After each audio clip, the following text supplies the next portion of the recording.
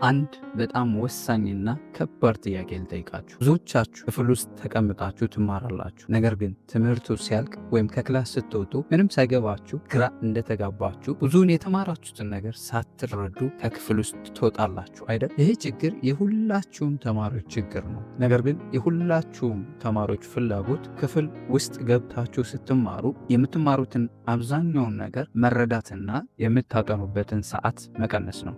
እንደ መምህርነቴ ይህንን ችግር ሶልቭ ለማድረግና ሁላችሁም ክፍል ውስጥ ስትማሩ እያንዳንዱን ክፍል ውስጥ በትምህርት የምታሳልፉትን ሰዓት ውጤታማ እንዲሆንላችሁና ክፍል ውስጥ ስትማሩ የምትማሩትን ትምህርት ውጤታማ በሆነ መንገድ መከታተልና መረዳት ከፈለጋችሁ እነዚህን 4 ቁልፍ ነጥቦች የግድ ተግባራዊ ማድረግ አለባችሁ። እነዚህን ነገሮች ለማወቅ ዝግጁ ናችሁ? እንግዲያውስ እስከ መጨረሻው ድረስ አብራችሁን ቆዩ። ከመጀመራችን በፊት ግን ሰላም፣ እንዴት ናችሁ? ከዚህ በፊት ለማታውቁኝ ፈንታሁን ጻይ ይባላለሁ። በቋሚ ስራዬ የዩኒቨርሲቲ አስተማሪ ነኝ። በትርፍ ሰዓቴ ደግሞ ልክ እንደዚህ አይነት ተማሪዎችን ይጠቅማሉ የምላቸውን ኮንተንቶች በዚህ ዩቲዩብ ቻናል ክሬት አደርጋለሁ። ዩቲዩብ ላይ ልክ እንደዚህ አይነት ቁም ነገር አዘል መረጃዎችን ለማየት የሚመጡ ከሆነና ለዚህ ዩቲዩብ ቻናል አዲስ ከሆናችሁ ሰብስክራይብ በማድረግ ቤተሰብ የሆኑ ፋሚሊ የሆናችሁ ደግሞ ቪዲዮ ለሌሎች ተማሪዎች እንዲደርስ ላይክ፣ ሼር አድርጉ። አስተያየት ካላችሁን ኮሜንት ሴክሽን ላይ አስቀምጡልን። እስዳሜን ክፍል ውስጥ ስትማሩ ትምህርቱን ውጤታማ በሆነ መንገድ መከታተልና መረዳት ከፈለጋችሁ የመጀመሪያው እና ዋነኛው ማድረግ ያለባችሁ ነገር ቀድሞ ተዘጋጅቶ ክፍል ውስጥ መግባት። ክፍል ውስጥ ስትማሩ ትምህርቱን ውጤታማ በሆነ መንገድ መከታተልና መረዳት ከፈለጋችሁ የመጀመሪያው ማድረግ ያለባችሁ ዋነኛው ነጥብ ወደ ክፍል ከመግባታችሁ በፊት የምትማሩትን ትምህርት ቀድማችሁ መዘጋጀት አለባችሁ። አስቡት፣ ልክ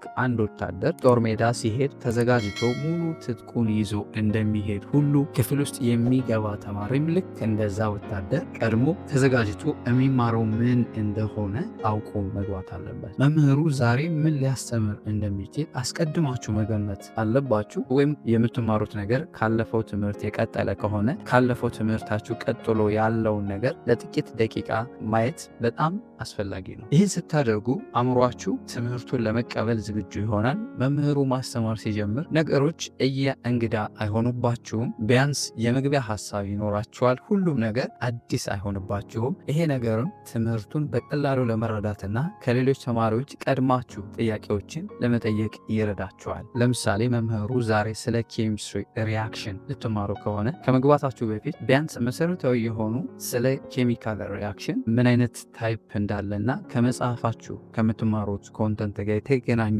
ስለ ሪያክሽን ያሉ ነገሮችን በቀላሉ ሪቪው አድርጋችሁ ብትገቡ በጣም ወሳኝ ነገር ነው።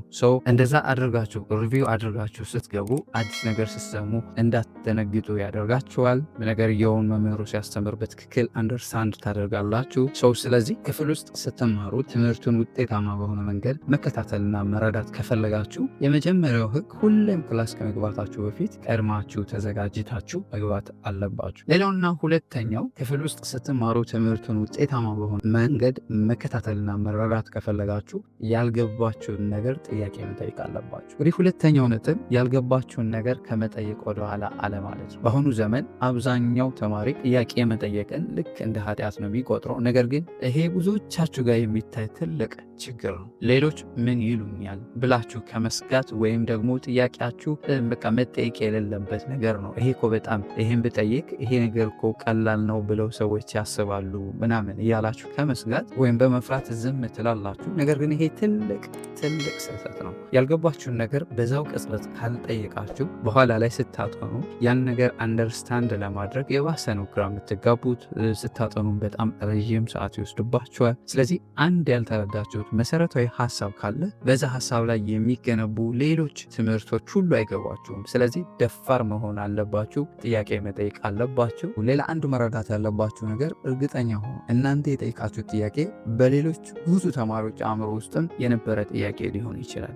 እነሱም ለመጠየቅ ፈርተው ሊሆን ይችላል። ስለዚህ ጥያቄ በመጠየቅ ለራሳችሁ ብቻ ሳይሆን ለሌሎችም ተማሪዎች እየረዳችሁ ነው። አስተማሪዎቻችሁም ጥያቄ ስትጠይቁ ይደሰታሉ፣ ምክንያቱም ትምህርቱን እየተከታተላችሁ እንደሆነ ያሳያልና ጥያቄ መጠየቃችሁ። ስለዚህ ክፍል ውስጥ ስትማሩ ትምህርቱን ውጤታማ በሆነ መንገድ መከታተልና መረዳት ከፈለጋችሁ ሁለተኛው ወርቃማ ህግ ምንም አይነት ጥያቄ ቢሆን ከመጠየቅ ይልቅ ወደኋላ አትበሉ። ሌላውና ሶስተኛውና በጣም ወሳኙ ነጥብ ደግሞ በትክክል ማስታወሻ መያዝ። ብዙ ተማሪዎች ማስታወሻ ሲይዙ መምህሩ የሚናገረውን ነገር እያንዳንዱን ነገር ቃል በቃል ለመጻፍ ይሞክራሉ። ነገር ግን ይሄ እያንዳንዱን ነገር ቃል በቃል ለመጻፍ መሞከር ትልቅ ስህተት ነው። እያንዳንዱ ቃል በቃል ለመጻፍ ስትሞክሩ ዋናውን ሀሳብ ከማዳመጥና ከመረዳት ይልቅ ትኩረታችሁ በሙሉ በመጻፍ ላይ ብቻ ይሆናል። ስለዚህ ትክክለኛው የማስታወሻ አያያዝ ዘዴ መምህሩ የሚናገረውን በጥሞና ማዳመጥና ዋና ዋና ነጥቦችን፣ ቁልፍ ቃላቶችን፣ ምሳሌዎችን ብቻ ባጭሩ በራሳችሁ አገላለጽ መጻፍ። በራሳችሁ አገላለጽ ስትጽፉት ደግሞ እጅግ በጣም ጥሩ ማስታወሻ አያያዝ ነው። ምክንያቱም በኋላ ላይ ስታጠኑ በቀላሉ ያንን ነገር ትረዱታላችሁ። ማስታወሻ ስትጽፉ ደግሞ የተለያዩ እስክሪብቶ ቀለማትን ብትጠቀሙ ሪከመንድ አደርጋችኋለሁ። ማስታወሻ ስትጽፉ ስዕሎችን ወይም ዲያግራሞችን መጨመር ማስታወሻዎቻችሁን ሳቢና ለማስታወስ ቀላል ያደርጉላችኋል። ለምሳሌ አንድን ሂደት እየተማራችሁ ከሆነ በቃላት ከመጻፍ ይልቅ ሂደቱን በስዕላዊ መንገድ ማስቀመጥ፣ ማስታወሻችሁ ላይ መጻፍ በቀላሉ አእምሯችሁ ውስጥ ያነ ስዕል እንዲቀር ያደርገዋል ማለት። ስለዚህ ማስታወሻ ስትይዙ አድማጭም ጸሐፊም ለመሆን አትሞክሩ። ዋናውን ሀሳብ ተረድታችሁ ያንን ሀሳብ ከተረዳችሁ በኋላ በራሳችሁ መንገድ ባጭሩ ማስታወሻችሁ ላይ መጻፍ አለባችሁ። ክላስ ውስጥ የምትማሩትን ነገር ውጤታማ በሆነ መንገድ መከታተልና መረዳት ከፈለጋችሁ በትክክለኛው መንገድ ማስታወሻ መጻፍ አለባችሁ። ሌላውና የመጨረሻው ክፍል ውስጥ ስትማሩ ትምህርቱን ውጤታማ በሆነ መንገድ መከታተልና መረዳት ከፈለጋችሁ ከተማራችሁ በኋላ ቶሎ መከለስ። ብዙ ጊዜ ትምህርት ቤት ትምህርት ተምራችሁ ስትጨርሱ ደብተራችሁ ዘግታችሁ እስከሚቀጥለው ክላስ ወይም እስከ ፈተና ሰዓት ድረስ አትከፍቱትም። ይሄ አእምሯችሁ የተማራችሁትን ነገር በቀላሉ እንዲረሳ ያደርገዋል። ጥናቶች እንደሚያሳዩት ከሆነ በአንድ ሰዓት ውስጥ የተማራችሁትን ነገር ከ50 በመቶ በላይ ትረሱታላችሁ። ይህ እንዳይሆን ከተማራችሁ በኋላ በዛው ዕለት ወይም ቢቻል ትምህርቱ እንዳለቀ ባሉት ጥቂት ደቂቃዎች ውስጥ ማስታወሻችሁን፣ ቴክስት ቡካችሁን መከለስ አለባችሁ። ክለሳ ስላችሁ በቃላት መድገም ብቻ አይደለም። ቢያንስ ለ10 ወይም ለ15 ደቂቃ ማስታወሻችሁን ገልጣችሁ መመልከት፣ ያልገባችሁ ነገር ካለ ምልክት ማድረግና ከጓደኞቻችሁ ጋር ስለ ትምህርቱ መወያየት በትምህርታችሁ ላይ ትልቅ ለውጥ ያመጣል። ይህን ስታደርጉ መረጃውን ከአጭር ጊዜ ወይም ከሾርት ተርም ሚሞሪያችሁ ወደ ሎንግ ተርም ሚሞሪያችሁ እንዲሸጋገር ትረዱታላችሁ። ስለዚህ አዲስ ትምህርት እንደተማራችሁ ወዲያውኑ ለጥቂት ደቂቃ ክለሳ ማድረግ አለባችሁ። ይሄ ልማድ ወይም ቶሎ መከለስ የፈተና ጊዜ ሲደርስ የሚኖርባችሁን ጫና በእጅጉ ይቀንሰዋል። ስለዚህ ክፍል ውስጥ ስትማሩ ትምህርቱን ውጤታማ በሆነ መንገድ መከታተልና መረዳት የምትፈልጉ ከሆነ ከተማራችሁ በኋላ ቶሎ መከለስ አለባችሁ። በአጠቃላይ ክፍል ውስጥ የምትማሩትን ነገር ውጤታማ በሆነ መንገድ መከታተልና መረዳት የምትፈልጉ ከሆነ እነዚህን 4 ቀላል ነገር ግን በጣም ወሳኝ ነጥቦችን በክፍል ቆይታችሁ ተግባራዊ ብታደርጓቸው በእርግጠኝነት በትምህርታችሁ ላይ ትጠቀሙበታላችሁ። አይሆፕ የቪዲዮ በደንብ ጠቃሚ እንደሆነ ተስፋ አድርጋለሁ። ጠቃሚ ሆኖ ካገኛችሁትና ለዚህ ዩቲዩብ ቻናል አዲስ ከሆናችሁ ሰብስክራይብ በማድረግ ቤተሰብ የሆኑ ፋሚሊ የሆናችሁ ደግሞ የቪዲዮ ለሌሎች ተማሪዎች እንዲደርስ ላይክ፣ ሼር አድርጉ። አሴት ካላችሁ ኮሜንት ሴክሽን ላይ አስቀምጡልኝ። ሌሎች የኤዱኬሽናል ቲፖች ቶሎ እንዲደርሷችሁ የቴሌግራም ቻናላችን ሊንክ ዲስክሪፕሽን ላይ ታገኙታላችሁ። ጆይን በማድረግ መቀላቀል ይችላሉ። በሌላ ጠቃሚ ቪዲዮ እስክንገናኝ ለሀገራችን ሰላም፣ ፍቅር፣ አንድነት ይስጠን። ፒስ